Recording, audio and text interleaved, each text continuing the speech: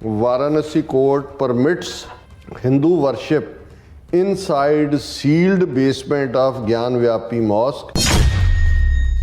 Judge directs district administration to make arrangement for puja within 7 days. और मुसलमान committee कह रही है जी दिस इज़ अनएक्सैप्टेबल। जिवें 1986 ਦੇ ਵਿੱਚ ਰਾਜੀਵ ਗਾਂਧੀ ਨੇ ਜਿਹੜਾ ਉਹ ਵੀ ਅਦਾਲਤੀ ਲੋਕਲ ਅਦਾਲਤ ਰਾਹੀਂ ਸੀ ਜੀ ਦਰਵਾਜ਼ੇ ਖੋਲ ਦਿਓ ਕੋਈ ਗੱਲ ਨਹੀਂ ਹੈ ਮਸੀਤ ਹੀ ਰਹੇਗੀ। ਉਹਨੇ ਕਿਹਾ ਉਹੀ ਪੈਟਰਨ ਇੱਥੇ ਫਾਲੋ ਹੋ ਰਿਹਾ ਔਰ ਜੱਜ ਕਹਿ ਰਿਹਾ ਕਿ 7 ਦਿਨ ਦੇ ਵਿੱਚ ਪੂਜਾ ਦਾ ਪ੍ਰਬੰਧ ਕਰੋ। ਬੱਚੀਆਂ ਦੀ ਪ੍ਰੈਜ਼ੈਂਸ ਔਰ ਦੂਸਰੇ ਪ੍ਰਿੰਸੀਪਲ ਨੂੰ ਕਹਿੰਦਾ ਜੀ ਕਿ ਇੱਥੇ ਤੁਹਾਡੇ ਦੋ ਕਾਨੂੰਨ ਨੇ ਜਾਂ ਸਾਰਿਆਂ ਨੂੰ ਜਿਹੜਾ ਇੱਕੋ ਹੀ ਡਰੈਸ ਕੋਡ ਨਹੀਂ ਹੈ ਤੁਹਾਡੇ ਸਕੂਲ ਦਾ। ਇਹ ਕਿਵੇਂ ਹੈ ਵੀ ਇਹਨਾਂ ਦੇ ਸਿਰ ਢਕੇ ਨੇ। ਬੱਚੀਆਂ ਜਿਹੜੀਆਂ ਨੇ ਉਹਨਾਂ ਨੇ ਕਿਹਾ ਕਿ ਭਾਈ ਜੇ ਤੁਸੀਂ ਬੈਨ ਲਾਇਆ ਤੇ ਅਸੀਂ ਹਿਜਾਬ ਨਹੀਂ ਛੱਡਾਂਗੀਆਂ ਪੜ੍ਹਾਈ ਛੱਡ ਦਿਆਂਗੇ।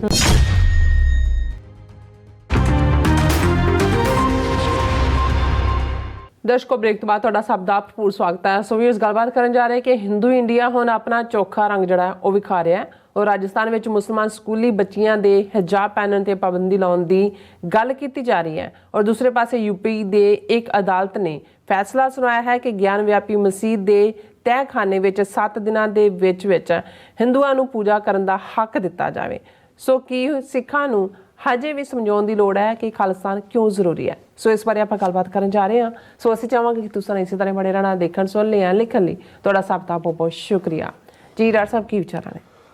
देखो तुसीं बिल्कुल ठीक किया कि भाई हिंदू तो भी रंग तो 2014 तो ही पोलिटिकल पावर की कुवरतों करके चाढ़िया जा रहा सी, लेकिन हुण वो रंग चोखा चढ़ गया।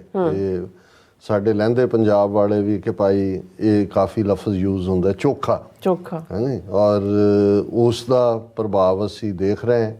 अजे तो सो कॉल्ड प्राण प्रतिष्ठा होके हटी है, लेकिन ऑलरेडी एक पासे मथुरा और वाराणसी उस दियां मसीतां ते कब्जे की गल और जिस तेज़ी नाल अदालती सिस्टम हिंदुत्व लागू कराने के लिए वरत्या जा रहा वो इंटरनेशनल कमिटी नूं कह सकते हैं देखो जी साडे एग्जैक्टिव के फैसले तो नहीं अदालतों के ही ने। हुण कल असीं डिस्कस किया सी कि मद्रास हाई कोर्ट की एक बीबी जज ने बीबी नहीं कि वो वाकई बीबी है लेडी उन्हें ये फैसला सुनाया कि जी जिन्ने हिंदू बंदर ने उन्होंने दे बाहर बोर्ड ला दिओ कि कोई नॉन हिंदू नहीं जा सकता।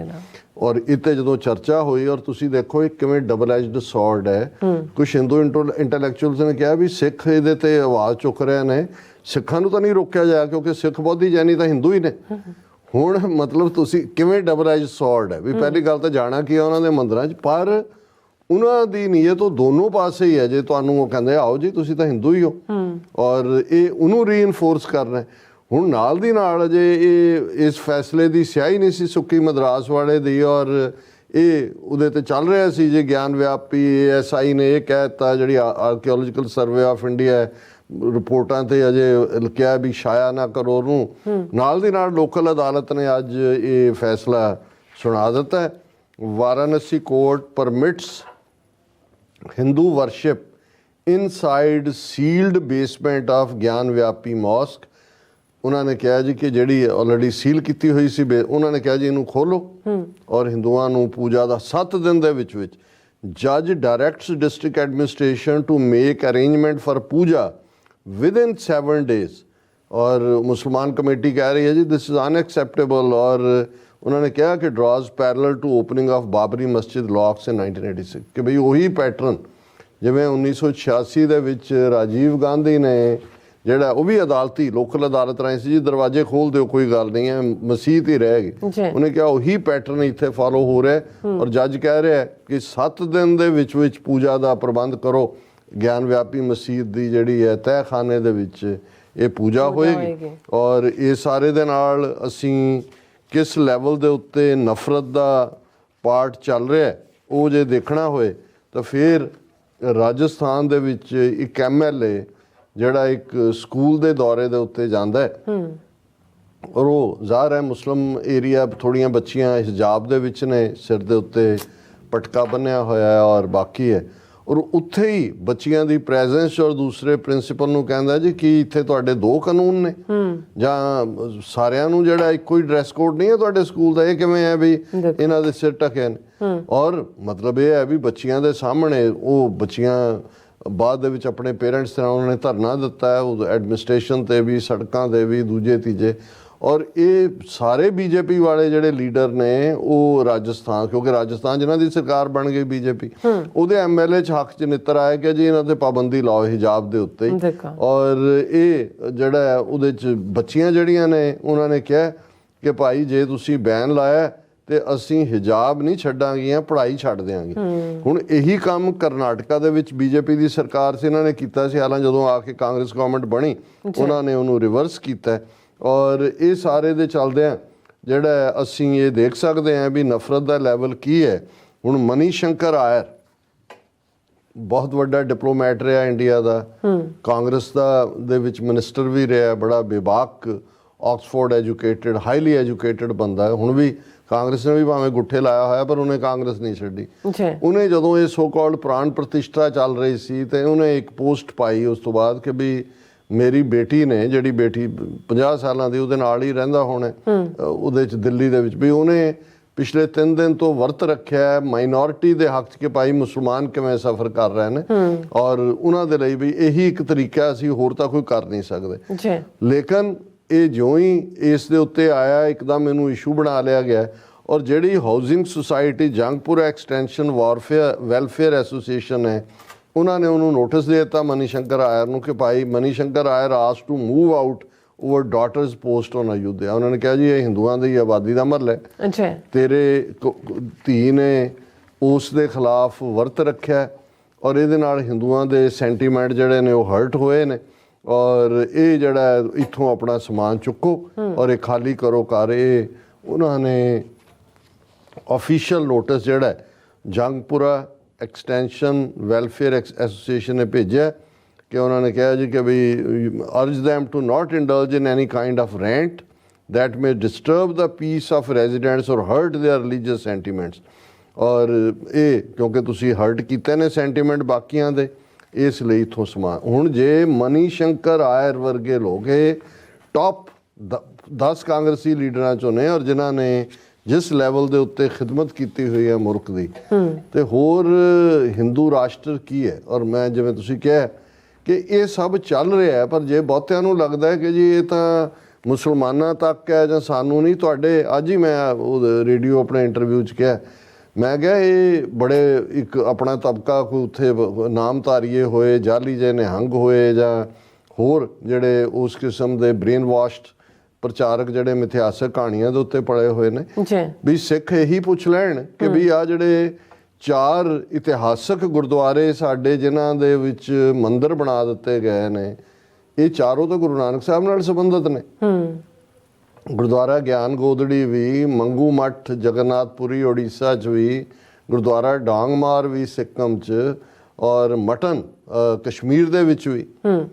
ਤੇ ਗੁਰੂ ਨਾਨਕ ਸਾਹਿਬ ਨਾਲ ਕੀ ਪ੍ਰੋਬਲਮ ਹੈ ਇਹਨਾਂ ਨੂੰ? ਚਲੋ ਖਾਲਸੇ ਨਾਲ ਤਾਂ ਜਾਂ ਦੂਜਾ ਹੋਏਗਾ। ਹੁਣ ਫਿਰ ਮੈਂ ਉਹਦੇ 'ਚ ਕਿਹਾ, ਮੈਂ ਕਿਹਾ ਪ੍ਰੋਬਲਮ ਹੀ ਇਹ ਹੈ, ਐਵੇਂ ਨਹੀਂ ਕਿਹਾ ਅਫਸਲ ਐਸਨ ਰੰਧਾਵਾ ਨੇ ਕਿ ਵੀ ਵੈਰੀਆਂ ਕੱਢ ਵਿਖਾੜਿਆ 5 ਸਦੀਆਂ ਦਾ ਵੈਰ। ਜਦੋਂ ਬਾਬੇ ਨੇ ਪੰਡਤ ਦਾ ਹੱਥ ਫੜ ਲਿਆ ਸੀ, ਇਹ ਨਹੀਂ ਜਨੇਊ ਪਾਉਣਾ, ਵੈਰ ਤਾਂ ਸ਼ੁਰੂ ਹੋ ਗਿਆ ਸੀ। ਉਹਨੇ ਕਿਹਾ ਵੀ ਅੱਛਾ ਇਹ ਤਾਂ ਸਾਡੀ ਜੜ ਕੱਢੇਗਾ, 3000 ਸਾਲ ਤੋਂ ਅਸੀਂ ਉੱਲੂ ਬਣਾਇਆ ਹੋਇਆ ਸਾਰਿਆਂ ਨੂੰ। ਔਰ ਉਹਨਾਂ ਇਹ ਜਿਹੜੇ ਇਸ ਕਿਸਮ ਦੇ ਨੇ ਇਹਨਾਂ ਨੂੰ ਇਹ ਕਹੋ ਜੀ ਚਲੋ ਛੱਡੋ, ਉੱਥੇ ਤਾਂ ਉਹਨਾਂ ਨੇ ਬਣਾ ਲਈ, ਤੁਸੀਂ ਤਾਂ ਆ ਤੁਹਾਡੀਆਂ ਅੱਖਾਂ ਸਾਹਮਣੇ ਉਹਨਾਂ ਨੇ ਉਹਨਾਂ ਗੁਰਦੁਆਰਿਆਂ ਨੂੰ ਮੰਦਿਰ ਬਣਾ ਦਿੱਤਾ, ਇਹੀ ਲਿਬਰੇਟ ਕਰਾ ਲਓ। ਬਿਲਕੁਲ। ਸੋ ਬਾਕੀਆਂ ਦੇ ਲਈ ਜਿਹੜਾ ਅਸੀਂ ਸਮਝਦੇ ਹਾਂ ਵੀ ਇਹ ਸਾਨੂੰ ਸਮਝਣਾ ਚਾਹੀਦਾ ਕਿ ਇਹ ਠੀਕ ਹੈ ਵੀ ਸਾਡੀ ਮੰਜ਼ਿਲ ਥੋੜੀ ਆਸਾਨ ਵੀ ਹੋ ਗਈ ਕਿਉਂਕਿ ਇਹਨਾਂ ਦੀਆਂ ਨੀਤੀਆਂ ਨੇ ਇੱਕ ਤਬਕੇ ਨੂੰ। ਇਹ ਹੁਣ ਈਵਨ TV 84 ਦੇ ਉਸ ਲਾਈਵ ਪ੍ਰੋਗਰਾਮ ਵੇਲੇ ਇੱਕ ਨੌਜਵਾਨ LA ਤੋਂ ਇੰਟਰਵਿਊ ਦੇ ਰਿਹਾ ਸੀ, ਲੰਮਾ ਉਹਦਾ ਇੰਟਰਵਿਊ ਸੀ। ਉਹਨੇ ਕਿਹਾ ਜੀ ਮੈਂ ਤਾਂ ਅੰਗਰੇਜ਼ੀ ਸਕੂਲਾਂ 'ਚ ਅਸੀਂ ਪੜ੍ਹੇ ਹਾਂ, ਮਾਪਿਓ ਨੇ ਵੀ ਸਾਨੂੰ ਇਸ ਪਾਸੇ ਨਹੀਂ ਲੱਗਣ ਦਿੱਤਾ। ਹੁਣ ਜਿਉਂ-ਜਿਉਂ ਅਸੀਂ ਦੇਖ ਰਹੇ ਹਾਂ, ਪੜ੍ਹ ਰਹੇ ਹਾਂ, ਸਾਨੂੰ ਲੱਗਦਾ ਵੀ ਅਸੀਂ ਕਿਉਂ ਜਿਹੇ ਸਿੱਖ ਹੈ ਕਿ ਅਸੀਂ ਗੁਲਾਮੀ 'ਚ ਰਹਿ ਰਹੇ ਹਾਂ, ਸਾਡਾ ਹਾਲ ਕੀ ਕੀਤਾ। ਸੋ ਮਤਲਬ ਇਹ ਹੈ ਕਿ ਵੀ ਈਵਨ ਉਸ ਲੈਵਲ ਦੇ ਉੱਤੇ ਵੀ ਜਿਹੜੀ ਹੈ ਇਹਨਾਂ ਦੀ ਨੈਗੇਟਿਵਿਟੀ ਨੇ ਸਿੱਖਾਂ ਨੂੰ ਇਹ ਰਿਅਲਾਈਜ਼ ਕਰਵਾ ਦਿੱਤਾ ਹੈ ਕਿ ਭਾਈ ਖਾਲਿਸਤਾਨ ਤੋਂ ਬਿਨਾਂ ਸਾਡੇ ਕੋਲ ਕੋਈ ਹੋਰ ਚੋਇਸ ਨਹੀਂ ਹੈ। ਔਰ ਮੈਂ ਜਿਹੜਾ ਤੁਸੀਂ ਮੈਸੇਜ ਪੜ੍ਹ ਲਓ ਗੁਰਬਾਣੀ ਵਿਚਾਰ ਹਾਂਜੀ ਬਿਲਕੁਲ, ਕਿਉਂਕਿ ਸਰ ਜਿਹੜੇ ਮੈਸੇਜ ਸਾਰੇ ਨੇ ਉਹ ਖਾਲਸਾ ਜ਼ਿੰਦਾਬਾਦ ਦੇ ਮੈਸੇਜ ਨੇ ਔਰ ਫਤਿਹ ਦੇ ਮੈਸੇਜ ਨੇ। ਸਭ ਦਾ ਬਹੁਤ ਬਹੁਤ ਸ਼ੁਕਰੀਆ ਅਦਾ ਕਰਦੇ ਹਾਂ। ਔਰ ਆਲ ਅਬਾਊਟ ਟਰੂਥ ਐਂਡ ਸਿੱਖਿਜ਼ਮ ਜੀ ਜਿਹੜੇ ਪਹਿਲੇ ਵਿਊਅਰ ਨੇ ਉਹਨਾਂ ਦੇ ਪਹਿਲਾ ਕਮੈਂਟ ਔਰ ਫਤਿਹ ਵੀ ਬੁਲਾਉਂਦੇ ਨੇ। ਔਰ ਇਸੇ ਤਰ੍ਹਾਂ ਇੰਦਰਜੀਤ ਸਿੰਘ ਸੰਧੂ ਖਾਲਸਾ ਦੇਸ਼ ਪੰਜਾਬ, ਸੁਖ ਜੀਵਨ ਬੱਚੂ ਗੁੱਡ ਜੌਬ ਕਹਿੰਦੇ ਨੇ। ਔਰ ਗੁਰਮੀਤ ਸਿੰਘ ਫਿਰ ਰਣਜੋਤ ਸਿੰਘ, GS ਸਿੱਧੂ, ਗੁਰਮੀਤ ਸਿੰਘ, ਗੁਰਮੁਖ ਸਿੰਘ ਗੁਰਮੁਖ, ਫਿਰ ਗੁਰਮੀਤ ਸਿੰਘ, ਫਿਰ ਦਵਿੰਦਰ ਸਿੰਘ, ਸ਼ਿਵਰਾਮ ਨਾਈ ਔਰ ਸਾਰੇ ਸਾਨੂੰ ਫਤਿਹ ਬੁਲਾਉਂਦੇ ਨੇ। ਖਾਲਸਾ ਜ਼ਿੰਦਾਬਾਦ ਕਹਿੰਦੇ ਨੇ। ਦੇਖ ਫਤਿਹ ਉਹ ਨੁਸਰਤ ਬੇਦਰੰਗ ਜਾਂ ਹਾਂਜੀ ਨਾਨਕ ਗੁਰੂ ਗੋਬਿੰਦ ਸਿੰਘ। ਹਾਂਜੀ ਇਹ ਜਿਹੜੇ ਲਫ਼ਜ਼ ਨੇ ਜਾਂ ਉਸ ਦੇ ਉੱਤੇ ਉਕਰੇ ਹੋਏ ਸੀ ਜਦੋਂ ਅਸੀਂ ਸਟੈਂਪ ਦੇਗੋ ਤੇਗੋ ਫਤਿਹ ਹੋ ਨੁਸਰਤ ਬੇਦਰੰਗ ਯਾਫਤ ਅਜ਼ ਨਾਨਕ ਗੁਰੂ ਗੋਬਿੰਦ ਸਿੰਘ ਜੀ। ਸੂਰਤੀਆ ਕੰਗਨਾ ਰਣੌਤ ਕਹਿੰਦੀ ਸੀ ਆਜ਼ਾਦੀ 2014 ਵਿੱਚ ਆਈ ਆ, 1947 ਵਾਲੀ ਤਾਂ ਭੀਖ ਵਿੱਚ ਮਿਲੀ ਹੈ, ਲੀਜ਼ ਤੇ ਮਿਲੀ ਹੈ ਆਜ਼ਾਦੀ ਜੀ। ਉਹਨੇ ਠੀਕ ਹੈ ਜੀ, ਬਿਲਕੁਲ ਜੀ। ਅਸਲੀ ਆਜ਼ਾਦੀ ਤਾਂ 2014 ਚ ਮਿਲੀ ਹੈ। ਐਨ ਸੇਖੋ ਰਿੱਕੀ ਭੁੱਲਰ ਔਰ ਸਾਨੂੰ ਇਹ ਫਤਿਹ ਬੁਲਾਉਂਦੇ ਨੇ। ਔਰ ਡਾਕਟਰ ਸਾਹਿਬ ਕਹਿੰਦੇ ਰਾਮ ਜਨਮ ਭੂਮੀ ਵੀ ਆ ਗਈ ਹੈ। ਪਤਾ ਨਹੀਂ ਇਹਨਾਂ ਦਾ ਕਹਿਣ ਦਾ ਮਤਲਬ ਕੀ ਹੈ। ਬਲਕਾਰ ਸਿੰਘ ਜੀ ਵੀ ਸਾਨੂੰ ਫਤਿਹ ਬੁਲਾਉਂਦੇ ਨੇ। ਇਹਨਾਂ ਦੇ ਕੱਲ ਕਾਫੀ ਸਾਰੇ ਮੈਸੇਜ ਸਨ ਔਰ ਇਹਨਾਂ ਦਾ ਬਹੁਤ ਬਹੁਤ ਸ਼ੁਕਰੀਆ। ਔਰ ਕਹਿੰਦੇ ਨੇ ਕਿ ਸਾਨੂੰ ਮਾਣ ਖਾਲਿਸਤਾਨੀ ਵੀਰਾਂ ਤੇ ਵਾਹਿਗੁਰੂ ਜੀ ਇਹਨਾਂ ਤੇ ਮਿਹਰ ਭਰਿਆ ਹੱਥ ਰੱਖੋ। ਐਂਡ ਫਿਰ ਕਹਿੰਦੇ ਨੇ ਕਿ ਸੇਖੋ ਸਾਹਿਬ ਜੀ ਉਹ ਖਾਲਸਾ ਉਹਨਾਂ ਨੇ ਆਪਸ ਵਿੱਚ ਲੱਗੇ ਨੇ। ਜਸਪੀਰ ਸਿੰਘ ਸਾਨੂੰ ਫਤਿਹ ਬੁਲਾਉਂਦੇ ਨੇ। ਔਰ ਸਰਬਜੀਤ ਸਿੰਘ ਗਿੱਲ ਜੀ ਕਹਿੰਦੇ ਨੇ, ਉਹ ਕਹਿੰਦੇ ਨੇ ਕਿ ਨੀਲਮ ਕੌਰ ਜੀ ਤੁਸੀਂ ਮੇਰਾ ਕਮੈਂਟ ਅਧੂਰਾ ਪੜਿਆ ਤਾਂ ਹੀ ਉਸ ਦਾ ਗਲਤ ਮਤਲਬ ਨਿਕਲਿਆ। ਮੈਂ ਭਾਰਤੀ ਮੀਡੀਆ ਦੀ ਹਾਸੋਹੀਣੀ ਖਬਰ ਦਾ ਲਿੰਕ ਭੇਜਿਆ ਸੀ, ਹਿੰਦੁਸਤਾਨ ਟਾਈਮਜ਼ ਦੀ ਖਬਰ ਦਾ ਲਿੰਕ ਫਿਰ ਭੇਜ ਰਿਹਾ, ਮਾਫ ਕਰਨਾ। ਉਹਨਾਂ ਨੇ ਕਿਹਾ I'm sorry about that. Somehow link typing ਦੇ ਵਿੱਚ ਨਹੀਂ, ਲਿੰਕ ਕੱਟਿਆ ਜਾਂਦਾ, ਲਿੰਕ ਹੁਣ ਵੀ ਨਹੀਂ ਆਇਆ ਹੈ। ਹਾਂਜੀ ਠੀਕ ਹੈ, thank you so much. And Jasbir Brar ji ਵੀ ਫਤਿਹ ਬੁਲਾਉਂਦੇ ਨੇ। ਸਤਵੀਰ ਸਿੰਘ ਜੀ ਵੀ ਸਾਨੂੰ ਫਤਿਹ ਬੁਲਾਉਂਦੇ ਨੇ, ਖਾਲਸਾ ਜ਼ਿੰਦਾਬਾਦ ਕਹਿੰਦੇ ਨੇ। ਫਿਰ ਜਿੰਮੀ ਗਰਨੀ ਵੀ ਫਤਿਹ ਬੁਲਾਉਂਦੇ ਨੇ। ਫਿਰ ਅਮਰ ਸਿੰਘ, ਹਰਜੋਤ ਮਾਲ, ਸੁਖਵਿੰਦਰ ਸਿੰਘ ਔਰ ਐਨ ਸਿੱਖੋ। ਫਿਰ ਇਸੇ ਤਰ੍ਹਾਂ ਫਿਰ ਸਾਡੇ ਕੋਲ ਕਹਿੰਦੇ ਨੇ ਸਾਨੂੰ ਸਰਪੰਚ ਜਸ ਗਿੱਲ ਜੀ ਵੀ ਸਾਨੂੰ ਫਤਿਹ ਬੁਲਾਉਂਦੇ ਨੇ ਦੋਨਾਂ ਨੂੰ। ਔਰ ਫਿਰ ਉਹਨਾਂ ਦਾ ਮੈਸੇਜ ਆਏਗਾ ਫਿਰ ਐਂਡ ਹਲਦੀਆਂ ਸਾਰਿਆਂ ਦੇ, ਕਿਉਂਕਿ ਫਤਿਹ ਹੀ ਹੈ ਔਰ ਖਾਲਸਾ ਜ਼ਿੰਦਾਬਾਦ ਮੈਂ ਪਹਿਲਾਂ ਹੀ ਕਹਿਤਾ। ਫੇਸਬੁੱਕ ਦੇ ਉੱਤੇ ਮੁਹੰਮਦ ਅਨਵਰ, ਦਵਿੰਦਰ ਸੰਧੂ, ਰਣਜੋਤ ਸਿੰਘ, ਦਲਜੀਤ ਸਿੰਘ, ਉਹਨਾਂ ਸਾਰਿਆਂ ਦੀ ਫਤਿਹ। ਖਾਲਿਸਤਾਨ ਜ਼ਿੰਦਾਬਾਦ, ਪੰਜਾਬ ਖਾਲਸਾ ਰੈਫਰੈਂਡਮ ਜ਼ਿੰਦਾਬਾਦ ਹੈ। ਕਿਰਪਾਲ ਸਿੰਘ ਚੀਮਾ ਇਹਨਾਂ ਦੀ ਬੜੀ ਢੁਕਵੀਂ ਲਿਖਤ ਹੁੰਦੀ ਹੈ, ਕਿਉਂਕਿ ਉਹ ਫੂਡ ਫਾਰ ਥਾਟ ਹੁੰਦੇ ਕਿ ਆਜ਼ਾਦੀ ਜਾਂ ਗੁਲਾਮੀ। ਹੁਣ ਭਾਰਤ ਦਾ ਹਿੰਦੂ ਰਾਸ਼ਟਰੀ ਲੋਕਤੰਤਰ ਸਿੱਖ ਕੌਮ ਦੀ ਆਜ਼ਾਦੀ ਲਈ ਜੂਝ ਰਹੇ ਸੰਘਰਸ਼ੀ ਯੋਧਿਆਂ ਨੂੰ ਦੇਸ਼ ਦੁਨੀਆ ਸਾਹਮਣੇ ਗੈਂਗਸਟਰਾਂ ਦੇ ਰੂਪ ਵਿੱਚ ਪੇਸ਼ ਕਰਕੇ ਦੁਬਾਰਾ ਖੂਨ ਦੀ ਹੋਲੀ ਖੇਡਣ ਦੀ ਪੂਰੀ ਕੋਸ਼ਿਸ਼ ਕਰੇਗਾ। ਆਲਰੇਡੀ ਇਹ ਅਮਲ ਉਹਨਾਂ ਨੇ ਸ਼ੁਰੂ ਕਰ ਦਿੱਤਾ ਹੋਇਆ, ਗੈਂਗਸਟਰ ਕਹਿ ਕੇ ਮਾਰਨੇ ਸ਼ੁਰੂ ਕੀਤੇ ਹੋਏ ਨੇ। ਫਿਰ ਉਹਨਾਂ ਨੇ ਕਿਹਾ ਜੀ ਨੋਟ ਕਰੋ, ਬਿਸ਼ਨੋਈ ਦਾ ਨਾਮ ਖਾਲਿਸਤਾਨੀਆਂ ਨਾਲ ਜੋੜਨਾ ਵੀ ਇਸੇ ਪਲਾਨ ਦਾ ਹਿੱਸਾ ਜਾਪਦਾ, ਕਿਉਂਕਿ ਹਿੰਦੂ ਰਾਸ਼ਟਰ ਲਈ ਉਹ ਜੇ ਜੇਲ੍ਹਾਂ ਵਿੱਚ ਬੰਦ ਅਪਰਾਧੀਆਂ ਦਾ ਨਾਮ ਵਰਤ ਕੇ ਸਿੱਖ ਕੌਮ ਦੀ ਆਜ਼ਾਦੀ ਲਈ ਸੰਘਰਸ਼ ਕਰ ਰਹੇ ਸੂਰਮਿਆਂ ਨੂੰ ਮਾਰਨਾ ਸੌਖਾ ਹੋ ਜਾਂਦਾ ਹੈ, ਤੇ ਫਿਰ ਇਹਨੂੰ ਮਾਰ ਕੇ ਸਿੱਖ ਕੌਮ ਦੇ ਖਾਤੇ ਵਿੱਚ ਪਾ ਦਿਓ ਤੇ ਦੋਵਾਂ ਦੀ ਕਹਾਣੀ ਖਤਮ। ਇੱਕ ਤੀਰ ਨਾਲ ਦੋ ਨਿਸ਼ਾਨੇ। ਆਖਰ 'ਚ 2024 'ਚ ਸਿੱਖ ਕੌਮ ਦੀ ਆਜ਼ਾਦੀ ਨੂੰ ਦੇਸ਼ ਲਈ ਖਤਰਾ ਦੱਸ ਕੇ ਨਵੇਂ ਤਰੀਕੇ ਨਾਲ ਨਸਲਕੁਸ਼ੀ ਕਰਨ ਦੀ ਤਿਆਰੀ ਵੀ ਕੀਤੀ ਜਾ ਰਹੀ ਹੈ। ਜਾਗਦੇ ਰਹੋ ਭਾਈ, ਹੁਣ ਵੇਲਾ ਹੈ ਸਿੱਖ ਕੌਮ ਫੈਸਲਾ ਕਰੇ, ਆਜ਼ਾਦੀ ਜਾਂ ਗੁਲਾਮੀ।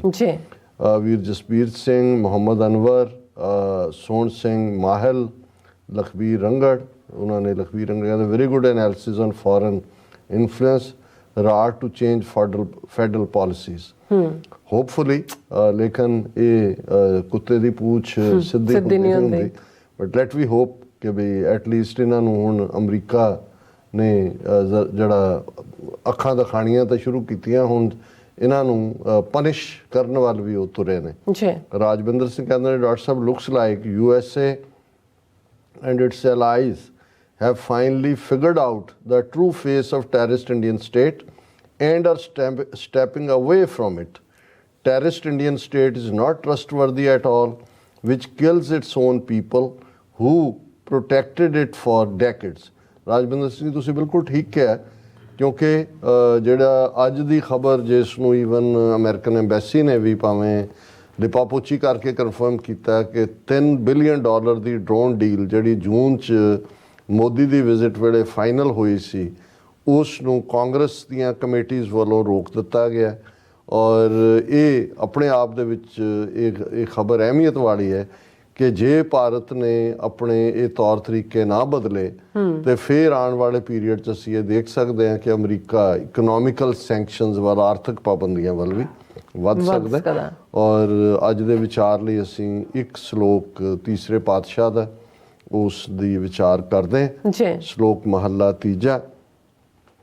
ਆਤਮਾ ਦਿਓ ਪੂਜੀਏ ਗੁਰ ਕੈ ਸਹਿਜ ਸੁਭਾਏ, ਆਤਮੇ ਨੂੰ ਆਤਮੇ ਦੀ ਪ੍ਰਤੀਤ ਹੋਏ ਤਾਂ ਘਰ ਹੀ ਪਰਚਾ ਪਾਏ, ਆਤਮਾ ਅਡੋਲ ਨਾ ਡੋਲਈ ਗੁਰ ਕੈ ਭਾਏ ਸੁਭਾਏ, ਗੁਰ ਵਿਣ ਸਹਿਜ ਨਾ ਆਵਈ ਲੋਭ ਮੈਲ ਨਾ ਵਿੱਚੋਂ ਜਾਏ, ਖਿਨ ਪਲ ਹਰ ਨਾਮ ਮਨ ਵਸੈ ਸਭ 68 ਤੀਰਥ ਨਾਏ, ਸੱਚੇ ਮੈਲ ਨਾ ਲੱਗਈ ਮਨ ਲਾਗੈ ਦੂਜੈ ਭਾਏ, ਧੋਤੀ ਮੂਲ ਨਾ ਉਤਰੈ ਜੇ 68 ਤੀਰਥ ਨਾਏ, ਮਨ ਮੁਖ ਕਰਮ ਕਰੇ ਅਹੰਕਾਰੀ ਸਭ ਦੁੱਖੋ ਦੁੱਖ ਕਮਾਏ, ਨਾਨਕ ਮੈਲਾ ਉਜਲ ਤਾਂ ਥੀਏ ਜਾਂ ਸਤਿਗੁਰ ਮਾਹੇ ਸਮਾਏ।